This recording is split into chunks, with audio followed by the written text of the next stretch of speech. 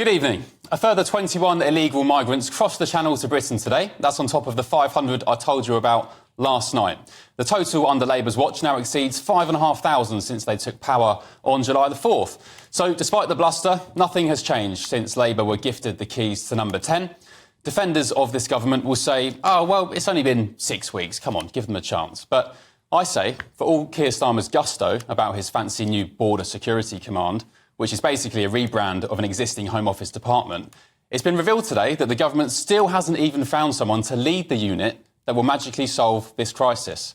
Reports today suggest Labour is still in the, quote, final stages of recruitment for the Border Security Command boss, who will be the person chosen to lead Keir Starmer's crackdown on smuggling gangs. They'll be paid a pretty cushy wage of up to 200 grand a year for their efforts and lead nearly 100 people who have moved into the Command HQ based at the Home Office. But as Shadow Home Secretary James cleverly said last night, 6 weeks and still no sign of Labour's phantom border command or a single gang smashed. So they better get a move on, because it appears we struggle to rid ourselves of violent migrants once they do hit our shores. It was also revealed today that the Kurdish man Sinhir, trying to kill a London commuter by pushing him onto tube tracks, was in fact a sex crime migrant already facing deportation from Britain for a litany of criminal behaviour. Brashaw, who's 24, shoved the stranger onto the tracks as a train approached in February because he thought he gave him a dirty look. Yes, that's all it took. He was recently convicted of attempted murder for that behaviour, but the truth is, he shouldn't have even been here in the first place. Shorsh had 12 convictions for 21 offences, including assault, antisocial behaviour and outraging public decency. The Home Office did try to deport him, but he lodged an appeal with the Immigration Tribunal, which was still ongoing at the time of the attack. As you can see it again here, a train just seconds away from killing him. So it makes you wonder, doesn't it? Just what the hell do you have to do to get deported from Britain these days? Let's get the thoughts of my panel. Businessman and Brexiteer Ben Habib, political campaigner Jonathan Lis, and communications chief at the Institute of Economic Affairs, Ibrahim. Good evening to you all. Good evening, how are you? Very well, I'm very good, yes, thank you for joining me. So look, what do you have to do to get deported from Britain these days, if not a string of convictions like that wrong'un we saw at Oxford Circus tube station?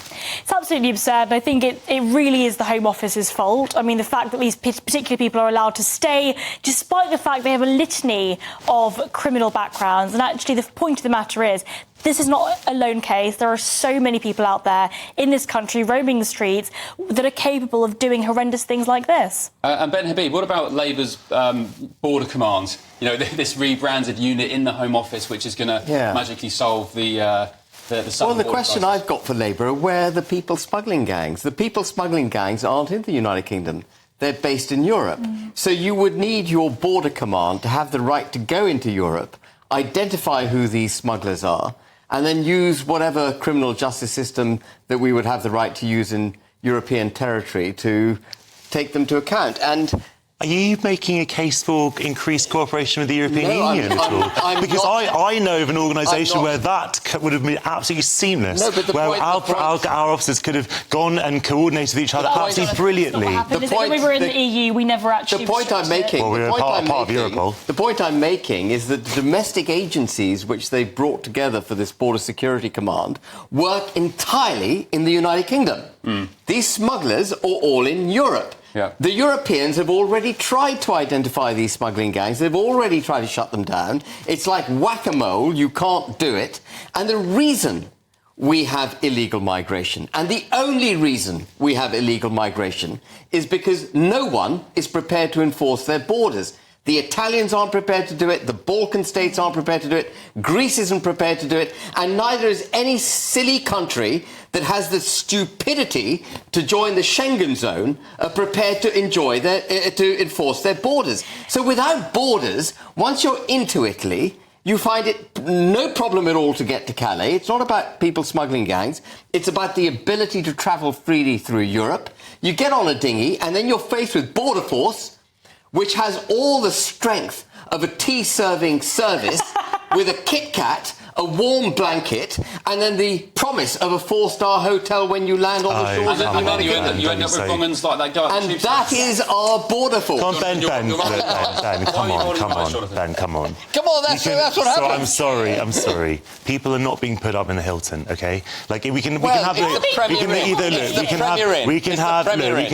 either have a serious conversation about this where we talk about the facts, or we can kind of have a rabble-rousing chat where we kind of just deal in stereotypes. I don't think that's particularly helpful. Do you agree the Schengen zone is No, I don't think the Schengen zone is unhelpful, and I also think it's a little bit offensive to tell sovereign governments that their actions are stupid. They are not sovereign. But Jonathan, they're not sovereign. They think they are sovereign. They are not sovereign. The minute you take your borders down... I don't think it helps to kind of insult the partners that you need to say that they're in the wrong political systems, because, my God, they can level that charge against us quite successfully. You take your borders down, you face the consequences of not having borders. As I said to you minutes ago, actually, within the EU, there were very, very good mechanisms for dealing at an EU level with this issue, which you have already identified requires the European, because it's also a European problem. Really? If that was true, then when we were in the European Union, we wouldn't have had these problems. But that isn't the case, is it, right? When we were in the European Union, we still saw this huge influx of migrants. Well, actually, it's got a lot worse since. It's got a lot worse since Brexit. Actually, a lot of the tools that might have been used, Bream, have actually now gone. A lot of the tools that you had, the refugee, etc., the Dublin Convention, etc. We're going down a rather deep path. Can I ask you just basically about the Labour's Border Security Command? Why aren't they getting a move on and getting a rocket up their backside and getting a boss in that rebranded unit and getting on with the things they promised to do? Well, look, I am, as I always say, I'm not a spokesman for the Labour Party. I think in general, when you are announcing a series of new policies and you just come into government and you have 1,000 things to do, it's important that the timing for that should be done, to do it successfully rather than to do it at speed. But had years. We don't have time. Well, you can't set up a recruitment tender before you win the election, and obviously it takes time to get the right candidates. I don't think we can complain about this. I think a much more interesting conversation to have about this is whether this command will actually work and whether this is actually the solution to the small boats crisis. I happen to think that, look, if you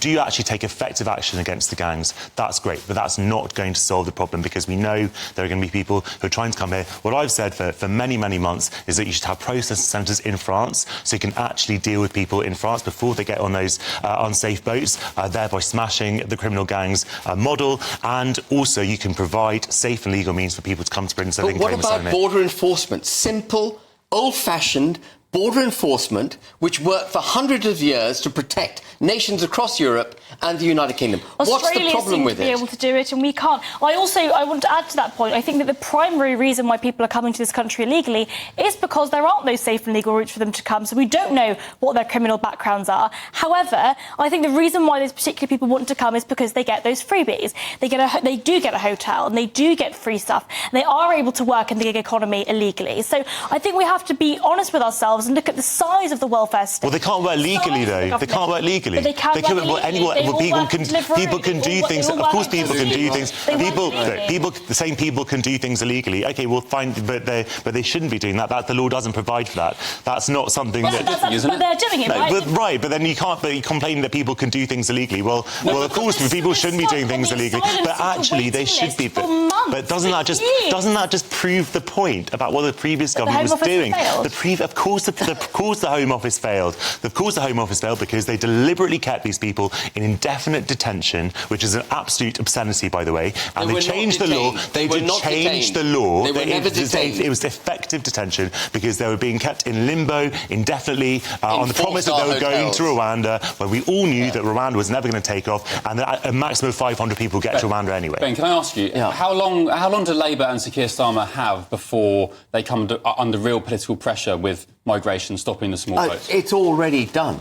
They've exhausted any sort of grace period that they had as a government. They're done. But is it not the case that their voters aren't particularly concerned about the small boats crisis anyway, so they wouldn't lose much support? The entire United Kingdom is concerned with our borders. Indeed. Absolutely.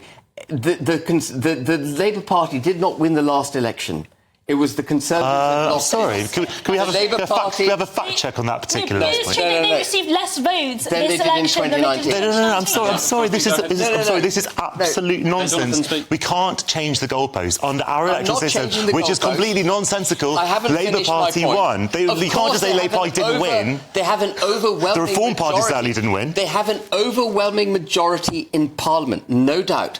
But they do not have popular support. Yes. And small C Conservatives, which are right across the political spectrum, left, middle and right, all want our borders enforced. They are proud of this country, they want to protect this country, and it is people like the Labour Party, and particularly Keir Starmer, who is basically, in my opinion, anti-British. What a ridiculous thing to say. What a ridiculous thing to say. He disagrees with you. His inability to put first the interests of this country. He doesn't do it. He is interested in some kind of global agenda, and immigration isn't on the list of his... Why do right-wing people always say this? I'm not right-wing. But no, I'm sorry, Ben. Why can't we just say across this panel that people have a different conception of what is in the national interest? That's why you compete for election. That's why people either let you... You can't... But Ben, it's a really important point. It's a really important... You cannot have a nation without borders. Point. You can't have a nation without borders. For you to call your opponents anti-British, I find really offensive. Starmer is anti-British. I'll say it again and again. I would never call you anti-British, even though I think that your vision for Britain is absolutely horrendous. I would never call you anti-British. Last word to you, 20 seconds. It's perfectly reasonable to have that particular perspective and to actually believe that Starmer is an anti-British, because ultimately, if you don't believe that he is aligning with your vision, that's a perfectly reasonable response to have. And if you don't believe that immigration is being restricted and you see what's happening across our country, you can claim that the person leading it does not care about the country's future. Absolutely. Yeah, and I'm sorry, Keir Starmer hasn't even got the courage to address the concerns of people who are worried about migration and the changing of their culture and society. He just brands them all as far right. No, that's not true, Ben. It's not. No, sorry, Ben. We have to debate in facts. He did not say that people who are concerned about migration were far right. That is a lie. That is a lie. He said that the people who are turning up to torch asylum hotels and to throw bricks at mosques were far right, because they are. But we have to be absolutely clear on this. People who are concerned about immigration are not far right. I would never say that. No one sensible would say that. I'm glad you're not on that bandwagon. Thank you very much, Reem, Ben Habib, Jonathan Lis. Fiery start. Yes, indeed. We'll return shortly.